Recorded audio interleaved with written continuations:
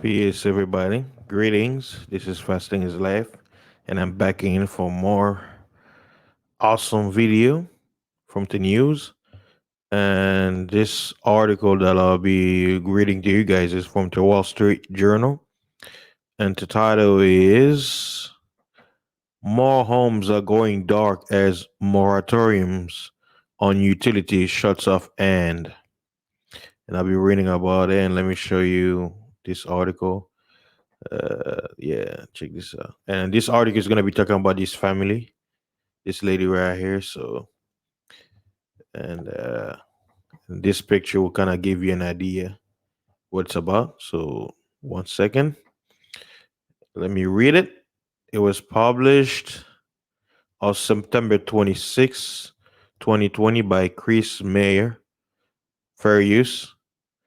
Says Latonia Dandridge was laid off from a school cafeteria job in March during the coronavirus shutdown.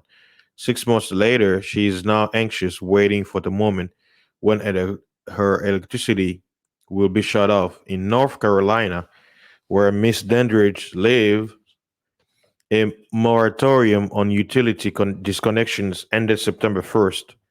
Similar reprieves imposed during the pandemic are ending in more states, putting more people at risk of losing access to water, electricity, and gas as they struggle to find work or quarantine at home.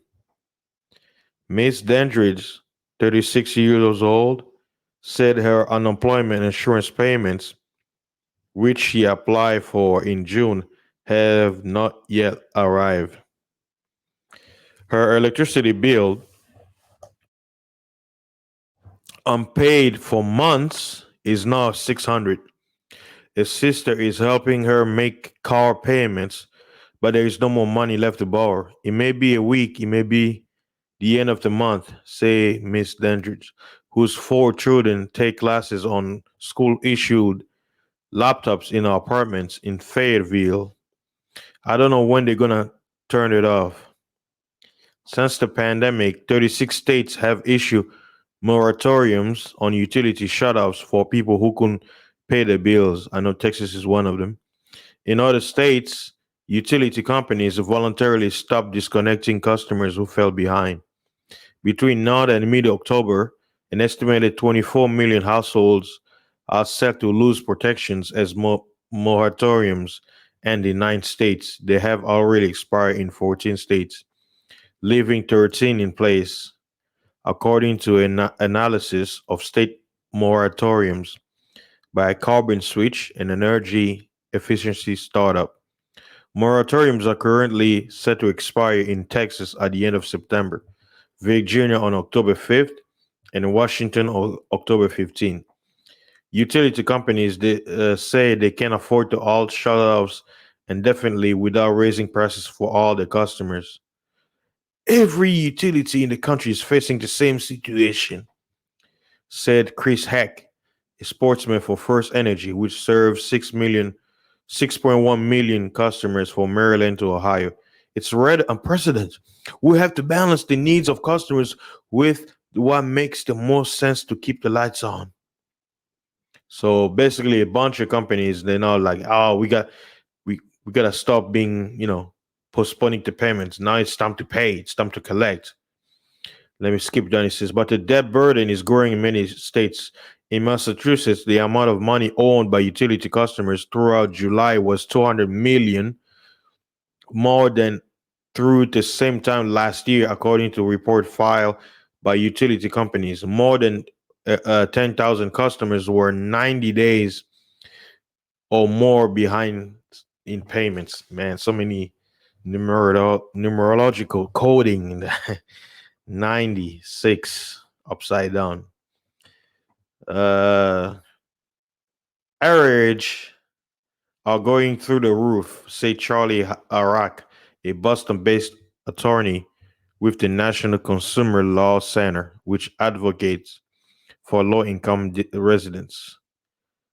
Before the pandemic, one third of the American population faced difficulty paying utility bills, according to the group. The federal stimulus this spring provided 900 million coding for the low income home energy assistance program known as LIHEAP. Yeah, hey, you know what? I was like, hey, let me try to, because I know they sent me some letter. They said, oh, hey, if you need help, and I guess what? I gave them how much I made. They say, deny, you make too much money. I was like, why? I need help too.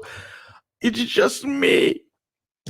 So it's not fair. It's discrimination. Just because I make a little bit more money than above average doesn't mean I shouldn't get some help. You know what I mean? Oh well. Ah, so you guys can read the article for yourself, but basically put all the postpone, like the, oh, you don't have to pay it now. Let's push it back because we know you're struggling and all that. A lot of us just say, you know what, it's time to collect. Like I know for sure in my apartment complex where I moved, I noticed. I remember when the whole COVID happened, I had a hard time finding a freaking parking lot. I was like, I'm a resident. Why would I need to go park far away? And then now I'm noticing they started painting more reserved spots in the lot where the parking spot in front of my building, it's all um what do you call it? It's all reserved. I literally have to go on the other, like, other side facing the road to go park my car some other spot where it's, there's no reserve. And I'm like, why are they doing all this? So I'm assuming now we're having more people coming, and I guess they're staying permanent or they're working from, who knows? But they probably have more people living in the same place spot, so they need cars, right? So if you have more people, right? Let's say you have a family of 4 or 5, and they're all adults and they have cars. Well, I know the complex don't only allow, was it? If you have, basically based on your lease, that's how many cars they'll allow. So if you have more than 2 people on the lease, then that means they'll give you the sticker to park your car for more than 2 people. And I guess any extra car you want to get is basically reserved. So it, in a way, it's our business. But I'm like, what are they gonna do? They're gonna make all parking spots reserved now. What about the people? Because according to the lease agreement, like, I have the right for a resident parking, and it gives you an option, meaning if it was, oh, okay, it's all going to be paid parking, you have to pay extra, then that would have been different. But that's not what I signed on the lease. So I don't know what's going on, but that, I'm just mentioning like some of the things that are happening. But we'll see what happens. I know winter's coming, there's going to be more shutdowns, so stay tuned for more. And it's sad that millions of people are here, are out of jobs and stuff like that because of this stupid pandemic. But hey, it's the new world order. But who cares? Most people, they only worry about their lives, so it doesn't matter what I say.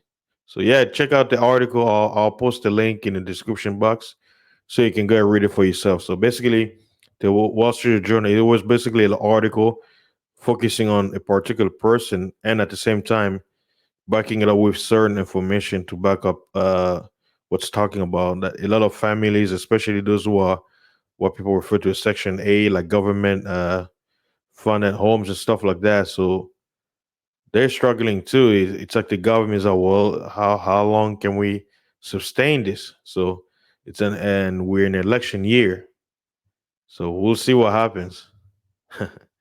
All right, guys, stay tuned for more videos. I'll be right back. Peace.